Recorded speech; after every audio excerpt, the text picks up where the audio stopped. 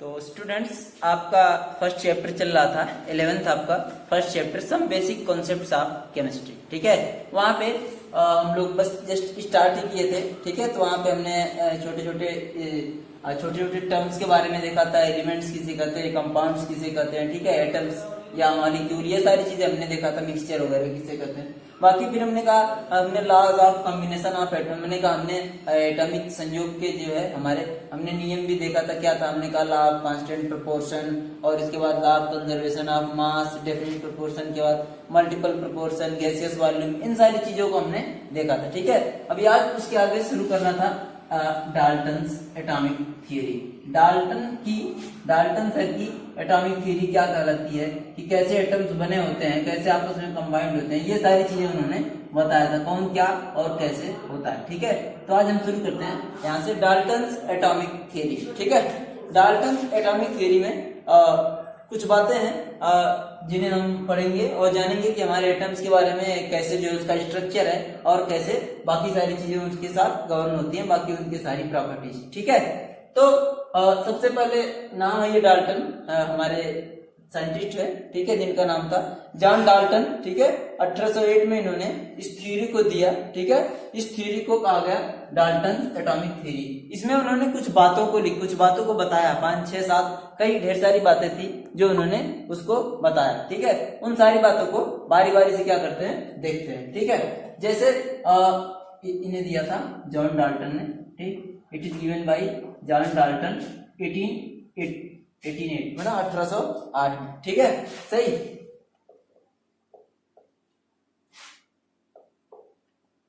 इसका इन्होंने ढेर सारे बातें यहाँ पे हैं, ठीक है, जिन्हें हम बारी बारी से देखते हैं। ठीक है, अब इन्होंने कहा कि matter is made up of extremely small individual particle which is called atom.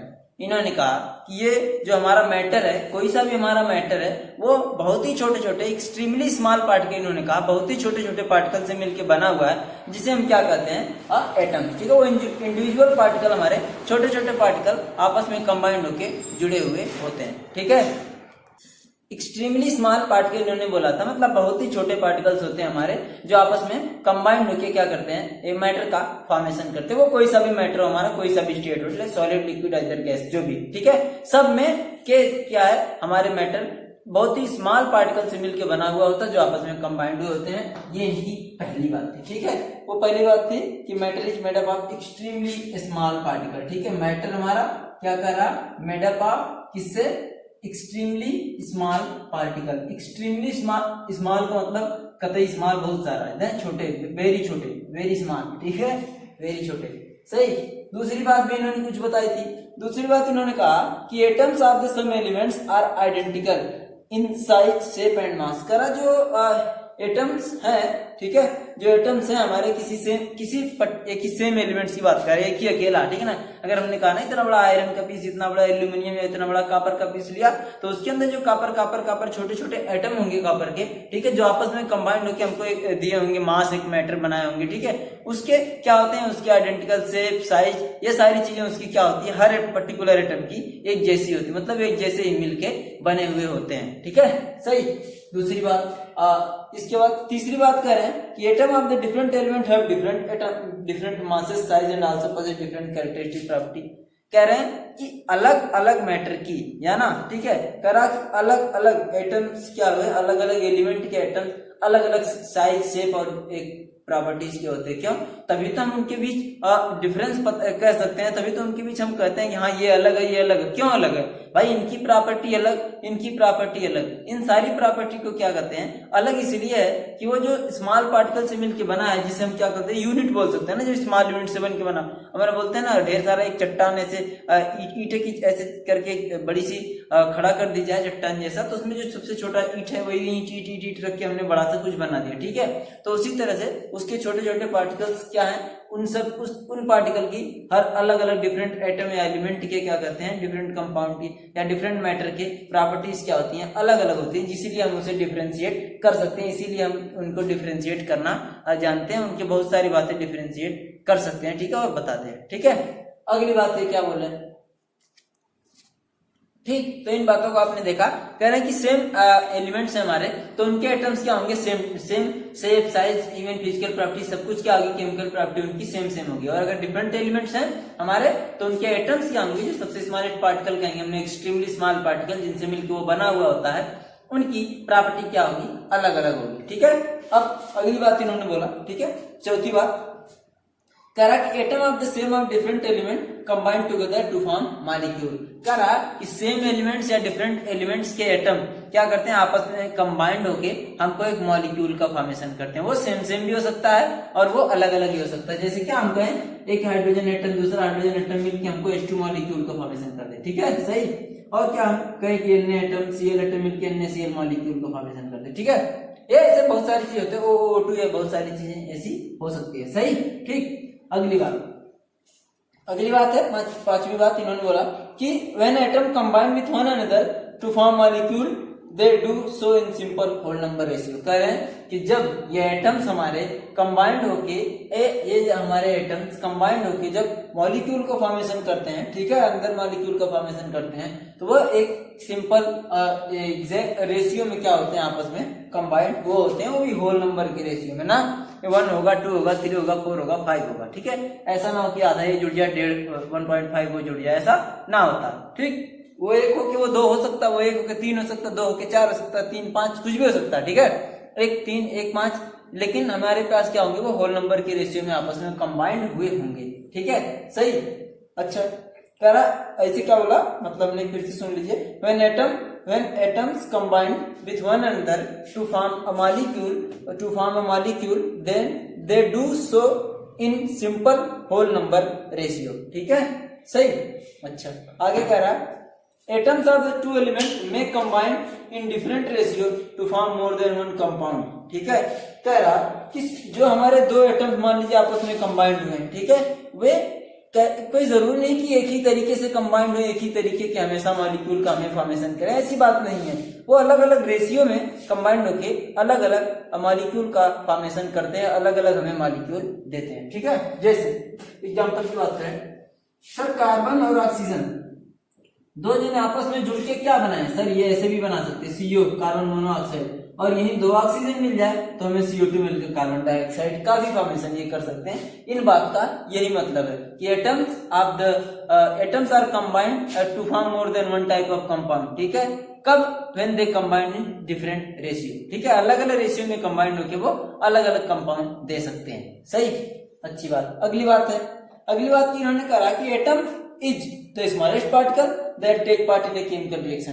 करा किसी भी केमिकल रिएक्शन में जो भाग लेगा, जो पार्ट जो हमारे केमिकल रिएक्शन में भाग लेगा, वो एटम ही होगा, सबसे स्मॉलेस्ट पार्टिकल, जो किसी भी केमिकल रिएक्शन में क्या करेगा, भाग लेगा या पार्ट करेगा या फिर वो इन्वॉल्व होगा, ठीक है, सही। और आखिरी बात क्या है, कह रहे हैं कि an atom can neither be created nor destroy, ठीक है। इस बात को इन्होंने कहा कि एटम को नहीं डिस्ट्रॉय किया जाता है, नहीं क्रिएट किया जा सकता है। ये जस्ट चीजें हमारे पीछे वाले बात से, जहां पे हम law of conservation of mass बताए थे ना यहाँ पे, ठीक है, पिछले वीडियो में आपने सुना था कि वहां पे उन्होंने कहा था किसी भी चीज को हम स्टार्ट नहीं कर सकते, मतलब पैदा नहीं कर सकते, और नहीं किसी चीज को हम खत्म कर सकते हैं, ठीक है। वो हम क्या करते हैं, सिर्फ एक फॉर्म से दूसरे फॉर्म में क्या करते हैं, चेंज कर देते हैं, सही। तो ये सारी चीजें हमारी डाल्टन्स की एटॉमिक थ्योरी थी, ठीक है, सही। अब क्या क्या इसमें थी, हमने कहा कि मैटर हमारा एक्सट्रीमली स्मॉल पार्टिकल से मिलकर बना हुआ होता है। सेम एलिमेंट के एटम्स क्या होते हैं, सेम होते हैं। डिफरेंट एलिमेंट के एटम डिफरेंट होते हैं। और कह रहा डिफरेंट एलिमेंट्स के एटम आपस में कंबाइंड होकर मॉलिक्यूल का फॉर्मेशन करते हैं, ठीक है। और कह रहा कि हमारा जो एटम्स है, मॉलिक्यूल है, वो हमारे दो टाइप के, जो भी टाइप के, वो अलग अलग रेशियो में कंबाइंड होकर हमको अलग अलग मॉलिक्यूल्स भी देते हैं, ठीक है। और कह रहा कि एक बात और थी यहाँ पे कि कह रहा कि atom is the smallest particle that take part in chemical equation, ठीक है। हमारे रासायनिक अपक्रियाओं में भाग लेने वाला क्या होता है, एटम ही होता है, ठीक है, अणु ही होता है, ठीक है, सॉरी परमाणु ही होता है, सही, ओके। और कह रहा कि an atom can be neither created nor destroyed. इतनी सारी चीजें हमारी डाल्टन के एटॉमिक थ्योरी के अंतर्गत थी, सही है। तो अब आगे आते हैं, इनकी फिर कुछ कमियां भी थी, क्योंकि आपको पता है जो चीजें स्टार्टिंग में आई है ना, उन्होंने जितनी भी अपनी बात वो को बताया है, वो सारी बातें खरे नहीं उतरती हैं अपेक्षाओं पर। अपेक्षाओं पे खरे नहीं उतरने का मतलब क्या है क्यों? क्योंकि जैसे जैसे बढ़ता जाता है और सारे साइंटिस्ट लोग अपना खोज करते रहते हैं, तो नई नई चीजें मिलती रहती है, तो पता चला कि नहीं सर जो आपने बताया था ना ये थोड़ी सी गलत थी, ठीक है ना, सही। तो उसको उन्होंने क्या करे, आगे वाले आने वाले लोग अपना नया एक्सप्लेनेशन देंगे, तो फिर इनकी क्या हो जाएंगी, कुछ इनकी कमियां भी थी। वो कमियां क्या थी, इन्होंने कहा था कि स्मॉलेस्ट पार्टिकल होता है एटम। उन्होंने बाद में क्या हुआ कि इन सारी चीजों से भी और ज्यादा छोटे मानने लगे ना, इलेक्ट्रॉन प्रोटॉन न्यूट्रॉन तोड़ फोड़ करके, ठीक है।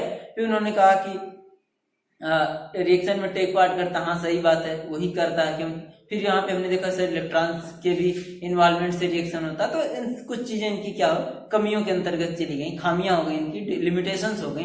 तो आगे वाली चीजें और ढेर सारे आगे के हमारे लॉ या थ्योरी आई, ठीक है। तो ये हमारे डाल्टन की थ्योरी हो गई थी, ठीक है। अब आगे आते हैं, कुछ चीजें जानते हैं। एटॉमिक एंड मॉलिक्यूलर मास क्या होता है, ठीक है। एटम आप जान ही गए हैं, एटॉमिक एंड मॉलिक्यूलर मास क्या होता है ये भी देख लें, ठीक है।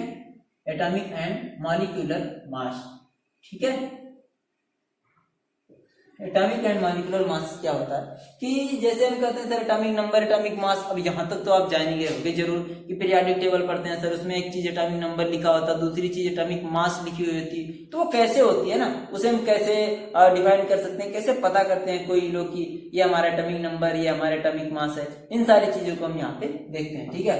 कह रहा कि atomic mass of an element is the average relative mass of its atom as compared to the one atom of carbon 12 taken as 12। कह रहा कि एटम हमारा मास क्या है, एटॉमिक मास क्या हमारा, कि उसका एवरेज रेशियो है कब, जब हम इसे कार्बन 12 से कंपैरिजन करें जिसका क्या हो, मास क्या हो, 12 हो, ठीक है।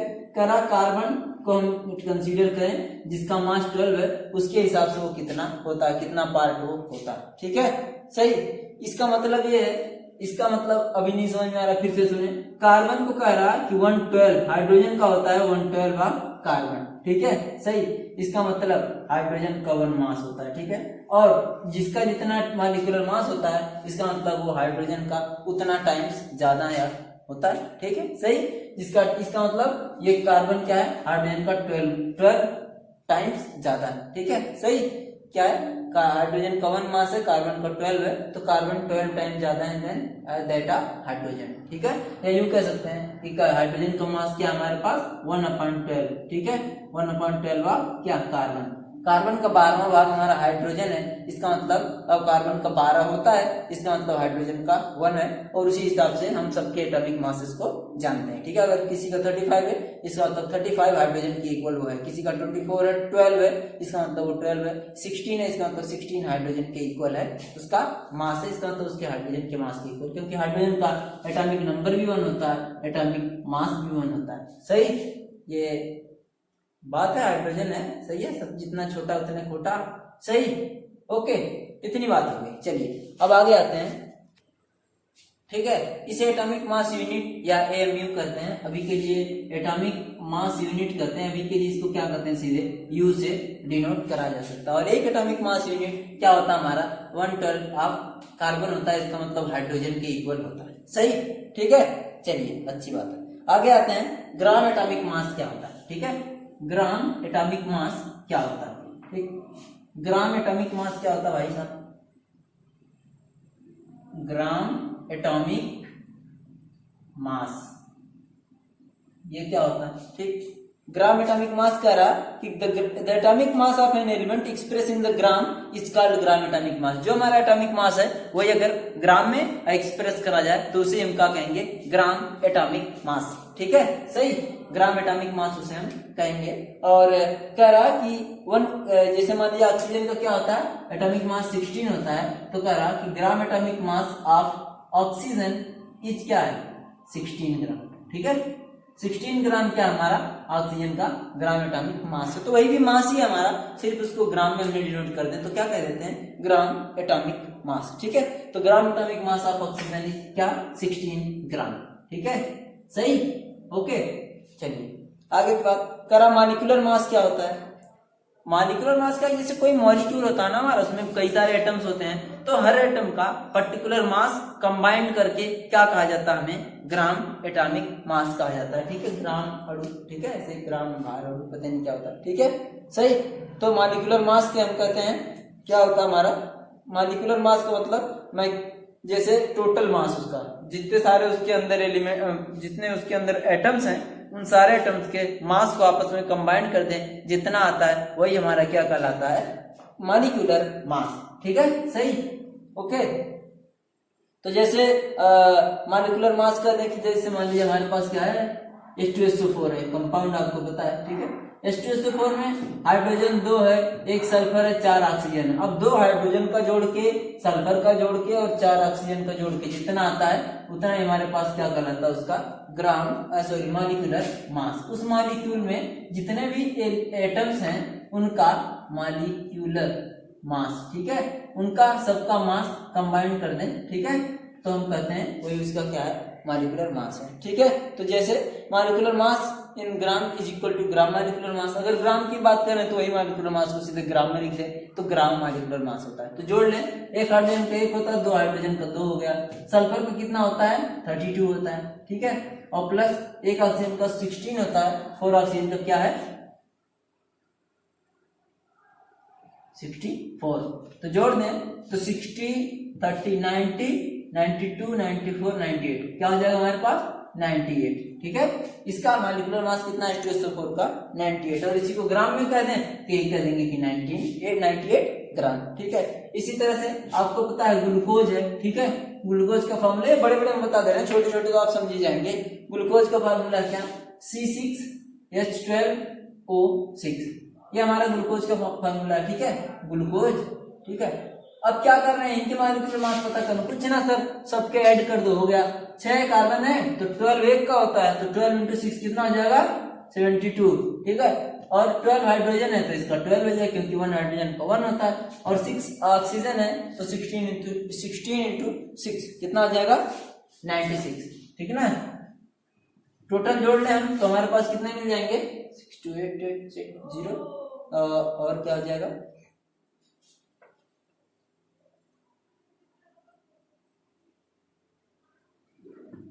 180।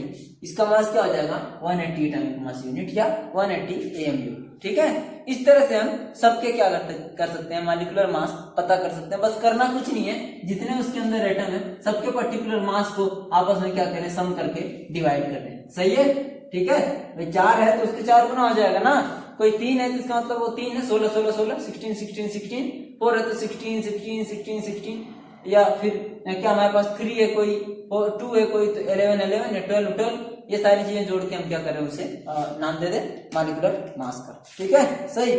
आगे आते हैं, मोल कंसेप्ट क्या होता है, आगे आते हैं मोल कंसेप्ट। मोल कंसेप्ट हम देखते हैं यहाँ पे, ये बहुत ही इंपॉर्टेंट है, आपके छोटे बड़े हर एग्जाम में आता है। ठीक है, उसको थोड़ा सा आप ध्यान से देखेंगे तो समझ आएगा, थोड़ा सा टफ होगा लेकिन कोई बात नहीं। ठीक है, अब आगे की क्लास में पढ़ रहे हैं 11th में, तो अब 9th की चीजें तो आपसे कहीं नहीं जाएगी, पढ़ रहे हैं 11th में तो 11th जैसी तो चीजें होंगी।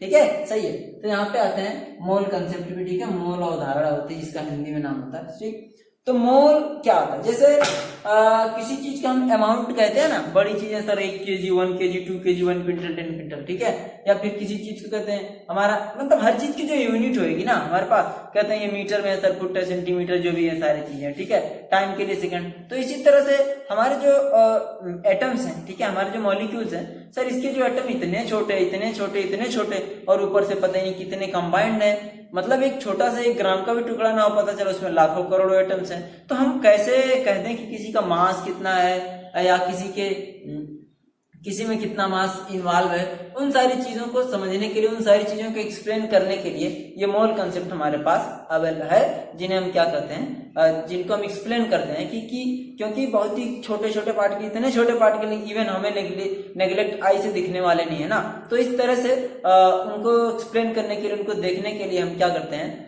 देखने नहीं, उनको पता लगाने के लिए क्या करते हैं हम, अलग अलग फार्मूले दिए गए हैं, जिन फार्मूले को हम ऐड करके क्या करते हैं, पता करते हैं कि कौन कैसे होने वाला है। ठीक है, सही। तो स्टार्ट करते हैं, ये बहुत ही इंपॉर्टेंट टॉपिक है, ध्यान दें थोड़ा, मोल कंसेप्ट हमारा नाम है इसका। ठीक है, ये हमारे इंपॉर्टेंट होने का सिंबल है, जानते ही हैं, ठीक है, बचपन से बनाते आ रहे हैं। सही ओके, सनी देओल का आता है 2.5 किलो का, ठीक है, इंपॉर्टेंट। तो कह रहा कि the amount of substance which contain 6.022 into 10⁻²⁰। इसके लिए ना एक बताया गया कि किसी भी एक मोल में, किसी भी एक एटम या मॉलिक्यूल की एक मोल में हमारे पास 6.022 into 10⁻23 नंबर ऑफ एटम्स होता है। ठीक है, यूं आप समझ सकते हैं कितना ज्यादा नंबर ऑफ एटम्स हो सकता है एक मोल में। ठीक है, और एक मोल हम इवन देख भी ना सकें, एक मोल ऊपर से हम देख भी ना, एक मोल हम हाथ में उठा के आप पता ना लगा सकते, और ऊपर से उस मोल में इतने नंबर ऑफ एटम्स हैं। तो आप सोच सकते हैं ये एटम्स हमारा एक्सट्रीमली एक्सट्रीमली, जितना आप एक्सट्रीमली कर सको, जितना अति कर सको उतना छोटा। ठीक है, सही, क्योंकि आप एक मोल आप हाथ में ले ना सकते, मैंने बोला मतलब इतना छोटा आप इवन उठाएं तो पता नहीं कितने मोल आप ग्रामों में उठा लेते हैं ना, मोल तो पता नहीं कितनी छोटी चीज है, और उस छोटी चीज में भी क्या है 10⁻23, इसके बाद पता नहीं कितना जीरो लगाए थे, 18 19 20 है, तभी जाके हमको पता चले कि इतना नंबर ऑफ एटम्स है। भाई साहब 7 जन्म मिट जाए गिनते गिनते ना गिन पाए, सही। ठीक है, तो और इसे ही कहते हैं, इन्होंने एक एवोगैड्रो नाम के साइंटिस्ट थे, उन्होंने खोजा था, इसीलिए इसको क्या कहते हैं एवोगैड्रोस नंबर। ठीक है, एवोगैड्रो नंबर बोलते हैं। ठीक है, एक मतलब एवोगैड्रो नंबर है, इसका मतलब 6.022 into 10⁻23 नंबर ऑफ एटम्स है। ठीक है, सही है, एवोगैड्रो नंबर इसे कहते हैं, एवोगैड्रो कांस्टेंट भी कहते हैं, क्योंकि एक साइंटिस्ट थे एमिडियो एवोगैड्रो, उनका नाम था एमिडियो एवोगैड्रो, उनका नाम था एमिडियो एवोगैड्रो।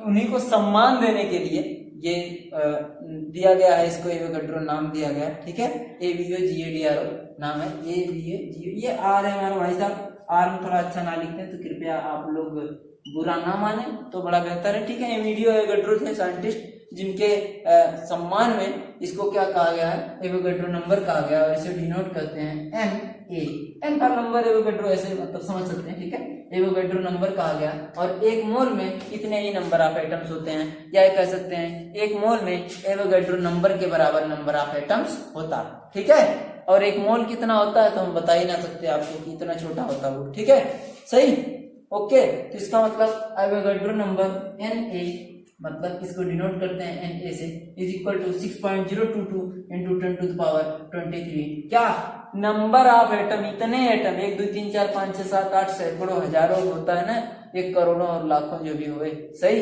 ठीक, ओके, चलिए अच्छी बात है। इतना तो आप 10th में भी पढ़े होंगे, सही ना, 9th में भी पढ़े होंगे, सही। एमिडियो एवोगैड्रो उनका नाम था, बस इतना जान लीजिए। ठीक है, तो इसका मतलब एक मोल को हम और कई सारी चीजों में भी डिनोट कर सकते हैं। एक मोल हमने कहा, एक mole is equal to Avogadro number, चलो ठीक है भैया, एवोगैड्रो नंबर। और दूसरी बात क्या है, और क्या करें, एवोगैड्रो नंबर हमको पता है ये क्या होता है 6.02322 into 10⁻23 नंबर ऑफ एटम।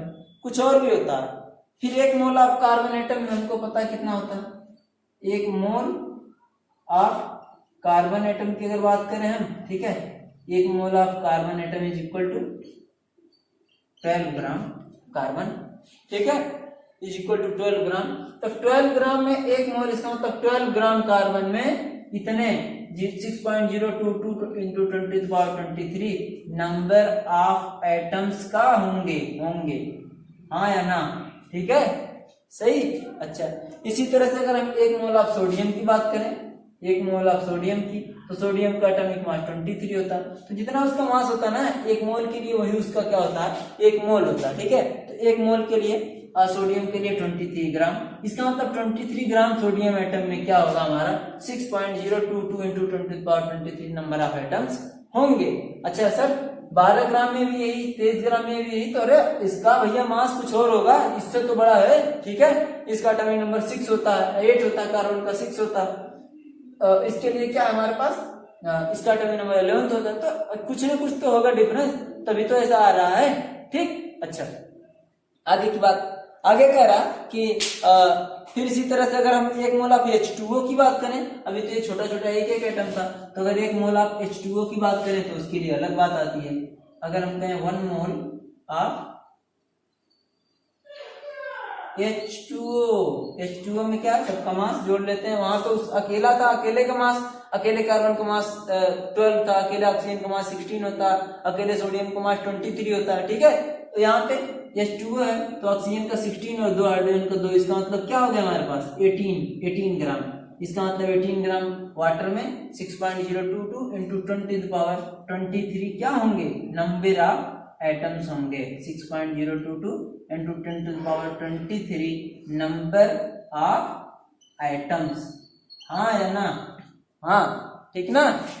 तो इस तरह से हमारे पास है। अगर वॉल्यूम की बात करें तो ये तो हमारे मास की बात थी। अगर इसको वॉल्यूम की बात करें तो वॉल्यूम के लिए भी कुछ यूज करा गया है 22.4 लीटर, ठीक है, वो आगे यूज आएगा, ठीक है। कर अगर इसी तरह अब जो गैसें हैं, गैस के लिए तो मास हम कह ना सकें, गैस के लिए तो वॉल्यूम कहते हैं, गैस के लिए हम आयतन कहते हैं। तो आयतन के केस में भी वही होता है कि 1 mole of O2 is equal to 22.4 litre, 22.4 litre क्या होता है at STP। What mean STP बोलो, मतलब कोई सा भी है जो गैस है, अगर वो 1 मोल है तो इसका मतलब वो हमारी गैस 22.4 लीटर होगी, वो भी कहाँ एट STP। अब ये STP का क्या चक्कर भाई साहब, स्टैंडर्ड टेम्परेचर एंड प्रेशर, मानक ताप और दाब पर। मानक ताप दाब या स्टैंडर्ड का क्या कंडीशन होती है, normal room temperature 25, 1 atmospheric pressure हो, ठीक है, और बस यही सारी चीजें हमारे मानक कहलाती हैं, स्टैंडर्ड कहलाती हैं। उसी हिसाब से हम क्या करते हैं, तो फिर हमने मास के लिए देखा कि 1 gram is equal to Avogadro number, जितना उसका मास था उतने ही ग्राम 1 मोल में होता था, और 1 मोल क्या होता था 6.022 into 10 to the power 23 atoms के बराबर होता था। अगर वही गैस के केस में हो तो उसी तरह 1 मोल ऑफ O2 में 22.4 लीटर, या कोई सी भी गैस हो, 1 mole of O2 Cl2 H2 Br2 जो भी हो, सारे गैस में 22.4 22.4 लीटर होता है एट STP, मतलब स्टैंडर्ड टेम्परेचर एंड प्रेशर, ठीक है। मतलब हमारे पास नंबर के केस में था तो मतलब हमारे पास गिनती में कह दें तो एवोगैड्रो नंबर के बराबर, और अगर वेट में कह दें तो जिसका जितना मास है, अगर पूरा मॉलिक्यूल है तो मॉलिक्यूल का मास, एक एलिमेंट है तो उसका मास, ठीक है, और अगर गैस है तो उसके लिए यहाँ पे वॉल्यूम के केस में ये सारी चीजें हमारे पास होती है, ठीक है, सही। तो अब ये बात होगी इतनी, अब सीधे आते हैं मोल कंसेप्ट इन सॉल्यूशन। ये हमारे पास अगली टॉपिक रहेगी, मोल कंसेप्ट इन सॉल्यूशन। तो ये कल के लिए, आज के लिए इतना ही, और आप क्या करें, इन सारी चीजों को रिवाइज करें। आपको कोई दिक्कत होती है आप तुरंत पूछें, आपका जवाब दिया जाएगा। आप मैसेज कर सकते हैं, कमेंट कर सकते हैं नीचे, ठीक है, और बाकी आपको दिया जाएगा। आज की क्लास के लिए इतना ही, ठीक है। तो फिर आज की क्लास ओवर एंड आउट।